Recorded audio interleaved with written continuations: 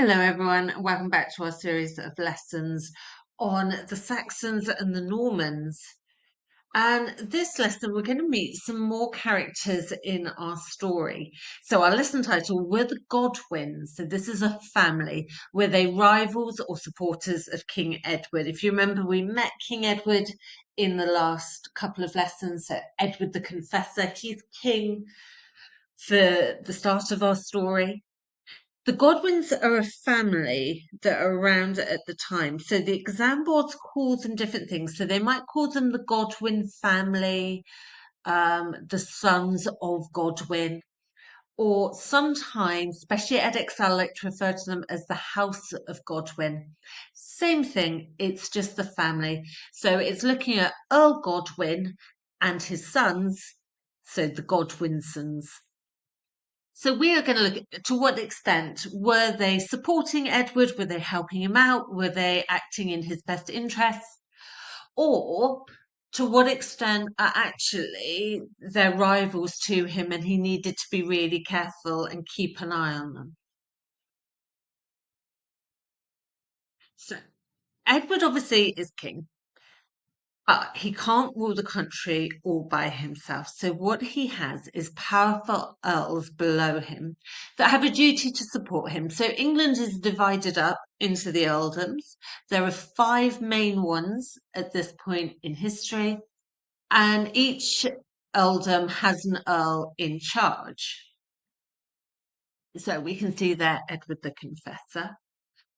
So just think to yourself, just pause the video for a moment. Why was this particularly important for Edward the Confessor as a person, more so than other kings?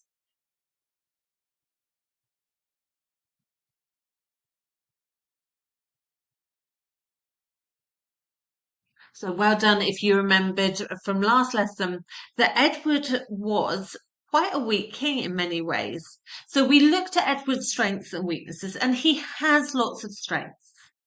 And we mustn't forget those. He makes good laws which keep the country peaceful. And remember, that's really important because people don't want a different king. So most people in England at the time are like, actually, this country is a great place to live. It's all thanks to Edward the Confessor. We're not going to support anyone who wants to be king instead of him.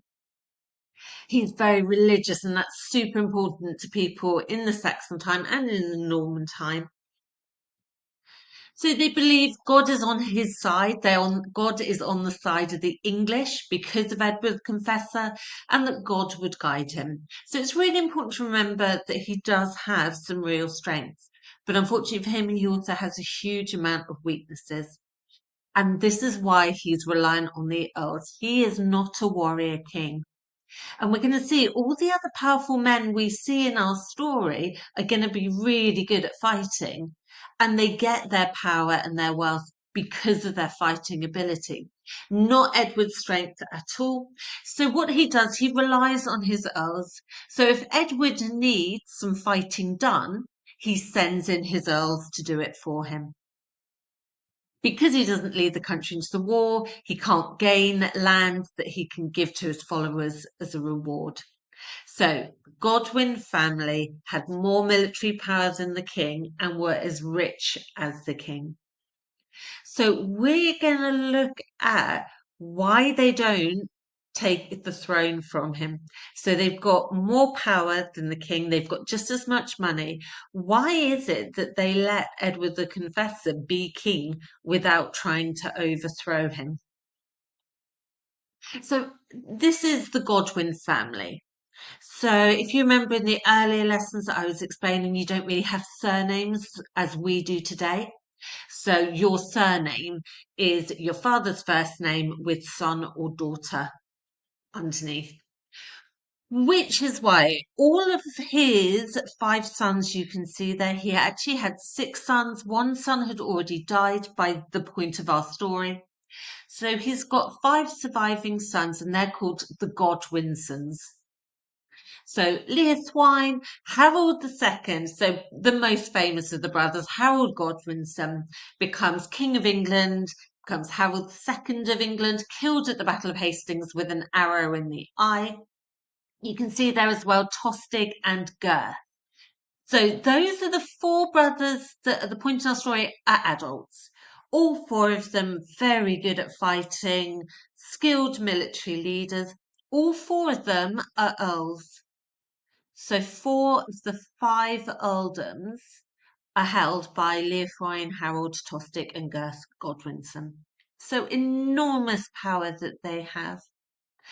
And it is worth as well looking at the two younger children of Earl Godwin because they are not to be forgotten. So his daughter Edith, she's Queen of England. She marries Edward the Confessor and she is Queen of England and she has enormous power. We think, we're not 100% sure, but we think that Tostig there becomes Earl because Edith puts in a good word for him. So Edith goes to her husband, the king, puts in a good word for her brother, and so the king makes Tostig an Earl. And then the very youngest one, that's Wulfnoth, the youngest of the brothers. At the time of 1066, he's still very young. He's a young teenager, so he doesn't really fight in the battles. He is going to appear again later in the story. So when we talk about the House of Godwin, the Godwinsons, these are the people we're talking about. So we're going to find out more about the Godwin family. I'm going to talk to you about some events that happened in their life. For each piece of evidence I give you, can you try to decide whether this suggests that the Godwins are a support to the king, someone who's on their side, or a threat? So, first up, number one, some of the Godwin family made political marriages which gave them more influence and power through these family alliances. So, Edith Godwin was married to King Edward, so she's Queen of England, and that was an amazing coup for the Godwin family. So, having Edith become Queen of England gave them much more influence. But it doesn't stop there. So Harold Godwinson, if we go back to our family tree, he marries someone called Edith the Fair. So it's really annoying. There aren't that many Saxon names for girls, and Edith is incredibly popular. So there are quite a few Ediths kicking around. Just be careful. Sometimes people get a bit confused and think Harold married his sister. He absolutely doesn't. Even for Saxons, that's like a big no-no. There were two women called Edith. So Harold's sister, Edith, is queen. She marries Edward the Confessor. Harold II, though, marries Edith the Fair. So fair at this time means either like fair hair or blonde or pretty. So either she has blonde hair or she's pretty or both. Edith the Fair. And Edith the Fair is from Mercia. And Mercia is that one earldom that the Godwinsons don't have. So four of the five earldoms are held by Godwinsons. The last one, the Mercia, Harold Godwinson has married the daughter of Mercia. So they've got strong family links with every single English earldom. Tostig Godwinson's married to Judith, whose father ruled Flanders. Flanders is now sort of modern day Belgium. So these sons are doing really well for themselves. They are marrying very high status women. The daughters are rulers, the sisters are rulers. So they are an incredibly powerful family. And we can see there the earldoms. So you can see Tostig, Gurth, Leofwine, and Harold. And then in orange, that's Mercia, where Harold has married into. So this makes them real rivals to the throne. So they aren't reliant on Edward the Confessor. They've got other friends. They've got other people. They've certainly got all of the earldoms under their control. And it's interesting to note one of the first things William of Normandy does when he becomes king is cut up all those earldoms, makes them much, much, much smaller because of the power it gives the earls. Okay, so this is a bit of a gruesome story, so be prepared for that. So, number three, Elfgar, the Earl of Mercia, is the only really significant rival to the Godwins. He'd been exiled. So, exiled means you get kicked out of the country, you're not allowed to live there anymore, so you're sent out of England. So, he'd been exiled not once, but twice in the 1050s. but had teamed up with the Welsh king. So Wales at this time is not it's not like joined with England. It's considered a foreign country. So the King Griffith ap Llewellyn, apologies to any Welsh speakers there for my horrible Welsh accent. So he teams up with him to get his earldom back. Algar dies in about 1062. The Godwins move against Llewellyn, so they move against the Welsh king to stop him teaming up with anyone else. They sent his head to King Edward in a basket. Now, don't get confused by that. That's not a threat to Edward. That's not a warning to Edward. They're doing Edward a favour. So Edward has been having trouble with the Welsh king. The Godwins go in and sort it out. And they sort it out with real Saxon brutality. Cut the guy's head off who's causing trouble, send it as a present to Edward. So Edward receiving this basket would have been pleased. Would have been like, thank goodness, this guy's not going to bother me anymore. So, I mean, Saxon values very different from ours today. But sending decapitated heads through the post to people was like a good thing. So, from Edward's point of view, the Godwins are great. He's got a problem. The Godwins go sort it out. However, number 4, it's not all good. With the Welsh King Llewellyn dead at the hands of Harold Godwinson and Tostig Godwinson, it's Harold Godwinson, not King Edward, who appointed a new puppet king that he could control. So when we talk about someone being a puppet, we say like it looks like they're in power, but actually behind the scenes there's someone else making all the moves. So Harold goes and makes sure the new Welsh king is someone he can control, not Edward. And there is nothing Edward can do about that. So nice, supportive, killing the old king, but Harold does take the opportunity to get some more power for himself with the new King of Wales. So, 1042, Edward appointed some Normans, so people from Normandy, to influential positions in England. So I put you a little map there. We see Normandy, northern France in yellow. Don't forget, Edward the Confessor grows up in Normandy. He goes there very, very young. The kingdom's taken over by the Vikings. He flees as a small child and grows up in the land of his mother. His mother is Emma of Normandy. So he speaks Norman, he has Norman customs, his cousins, his family in Normandy. Edward, in many ways, is more Norman than Saxon. So he gives some of his Norman friends influential positions, and not surprisingly, the Saxon aristocrats is just like the lords, like the Godwins, don't like it. So it gives them a reason to be anti-Edward. And then number 6, this is another story. Sometimes people get it a bit confused.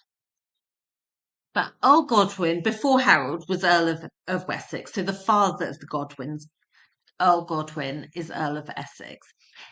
Godwin and Edward had a big falling out in 1050 when Godwin refused to punish the people of Dover within Wessex after they attacked representatives of the ruler of Boulogne who was visiting the country.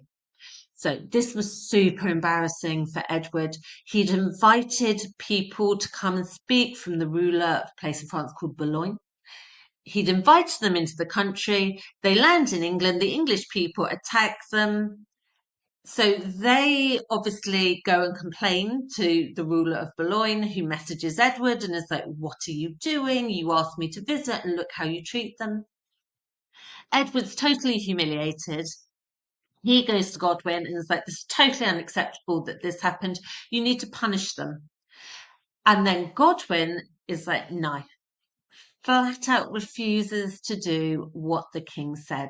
So if you get a bit confused about who does what, who's Dover, who's Boulogne, if you just remember, Edward tells Godwin to do something, and Godwin replies, no, not happening. So the king, with the help of 2 other important earls, forced Godwin out of England and into exile. So he forces him out of the country. However, the next year, Godwin, obviously not enjoying this, he's gone from being a big earl in England to being exiled out of the country. He came to England with a fleet of ships and an army, and I put asked the king for his earldom back. The king agreed.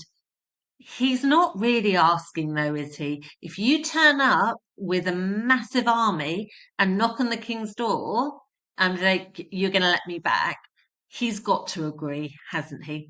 So the army, the fleet of ships, is a threat.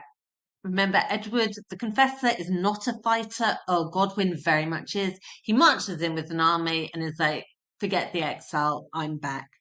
Edward the Confessor has no choice but to go along with it. Number 8. Before becoming king, Edward spent most of his life in Normandy, as he was exiled from England whilst Danes or the Vikings ruled the country. Therefore, he'd not built up the loyalty of hundreds of important people in England. Interestingly, they still see him as like a good old Saxon person because of his bloodline, but he doesn't have those personal relationships. Okay, last couple of ones. Godwins were as rich as the king, were lords to so many thanes or like local lords that they were a strong military power. So what is working in Edward the Confessor's favour is disloyalty to the king was a really bad crime.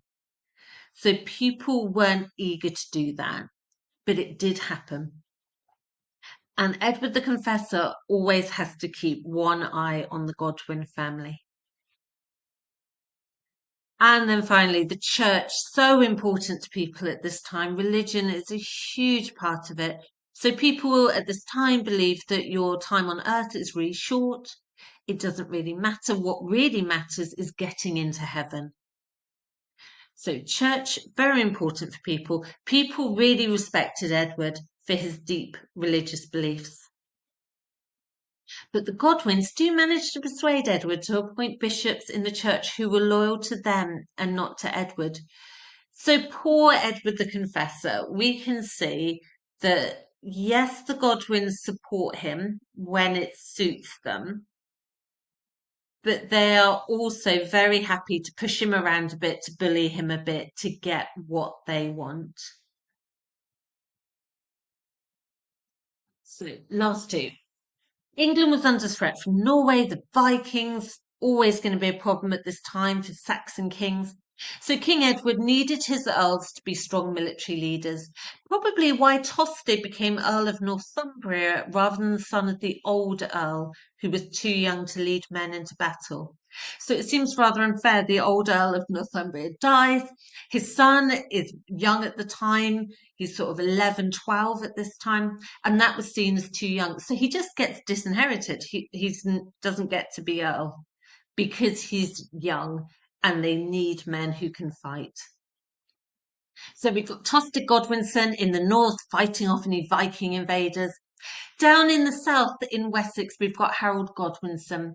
So England's main defensive area against an attack from the English Channel. He's also Earl of Hereford, which is on the border of Wales. This made him important to the defence of the country. So Edward the Confessor, very much relying on this family. So how it can come up, it can come up with just to explain why the Godwins had so much power, or it could be with a sort of how far do you agree? So the Godwins were powerful because they owned land. How far do you agree? And then you talk about other reasons why. Okay, so quite a lot to get your head round, but the Godwins, they're so interesting. So maybe watch the video a couple of times, maybe do some research on them. Next lesson, we're going to move on and look at Tostig Godwinson in more detail.